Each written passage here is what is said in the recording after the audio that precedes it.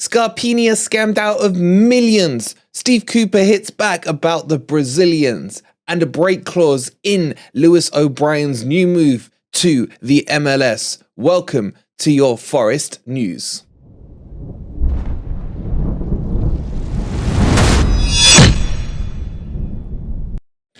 Good morning, good evening, or good night, wherever in the world you are, whatever time of day you're watching this. My God, it feels like sunrise right now. I'm so tired. Hope you're having a fantastic day and welcome to your latest Nottingham Forest news. In today's video, we're going to talk to you about the crypto scandal that Scarpa found himself in the middle of. Steve Cooper comes out and talks about the Brazilians. And we got some updates on the Lewis O'Brien case. Before we get into that, guys, don't forget to go grab your tickets for the Forest signed shirt raffle. There's only about 60 left now. To all of you who have taken part, good luck to you this Friday as the draw is taken live on Football Prizes' Facebook website. And of course, don't forget to give the video a quick like, subscribe to Forest Fan TV, and if you want to become a member, where you'll get to see all the goals as they go in live today on the watch along, which will kick off from about 2:30. Come on, Forest. Come on, Forest. This is a big one for me. Let's get it over the line. But let's get into the news and let's start with Scarpini. All right, so a quick shout out to the guys who've sent me the article and the news, as I hadn't heard of this yesterday. I told you I'm tired, guys. So thank you. But that's what I love about this community, the sharing of information, and then we'll spread it and make sure that everyone's aware of it. Now, I am no crypto expert at all. I did buy some Doge coins in the hype of it. Yeah, that worked out well for me. And obviously, our beloved left back Tank, Alan Rogers, seems to be a bit of an expert on him. By the way, we'll be having him on the show soon as well, so looking forward to that.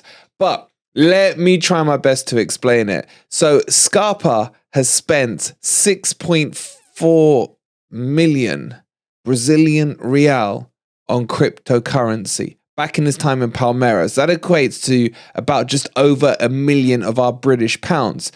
Now, they were promised, as they did it through this company, which I believe is some kind of hedge funding, where they were guaranteed, or promised, should I say, a return of between 3.5% and 5% monthly on their investment. That never materialized. And after they missed a deadline of giving them those returns on the 19th of August, they decided that enough was enough, and Scarpa has taken out a legal case against them to get his money returned and the contract basically ripped up. Now, this wasn't just Scarpa. Apparently, there's been a few players who have been caught up in the scam, and the second of which is the right back at Palmeiras, Mayke, or Mayke. I don't know how to pronounce it. But he was involved in this as well. He didn't invest as much as Scarpini did in this. He lost about 730,000 of our British pounds.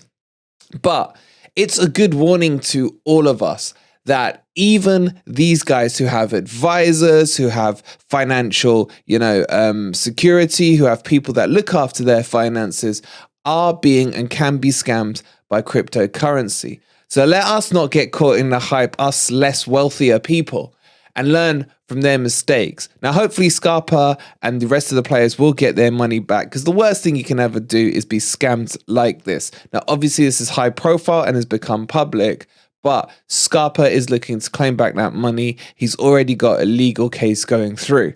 Now, I can't give you any more information than that, honestly, because I don't really understand this whole cryptocurrency crap. But maybe we'll ask Tank when he comes on the show and he can explain it all to us, because he seems to be like a billionaire off the back of it. But if you know any more details or understand it better than I do, let me know in the comments down below. I know it's a bit early to be talking finances, but the news is the news.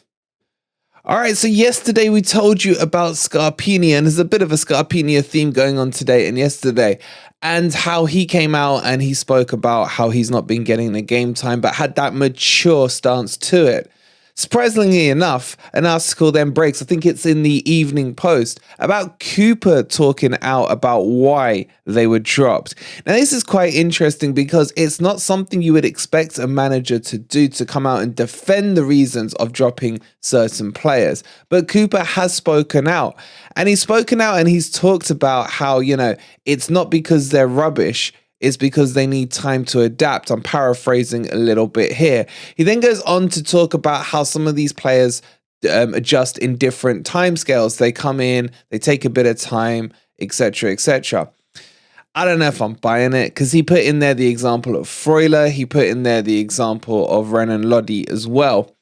I just don't think he wants to play them. I really don't. Scarpa is 29 years old, very experienced at football. I mean, the talks of him were that he should have been in the Brazilian squad going to the World Cup. And this, I'm just not buying it. I still think it stinks to me personally, and I might be wrong, but it's just my opinion, of Favourites FC with this one. Danilo, as I mentioned, I don't mind him being bled into the team because he's a lot younger. It's this man right here that should be making that stance. But I just found it very interesting that Steve Cooper felt the need to come out and justify the reasons. Now, he doesn't answer to any one of us. He's in charge. It's his calls. It's his decisions that need to go through.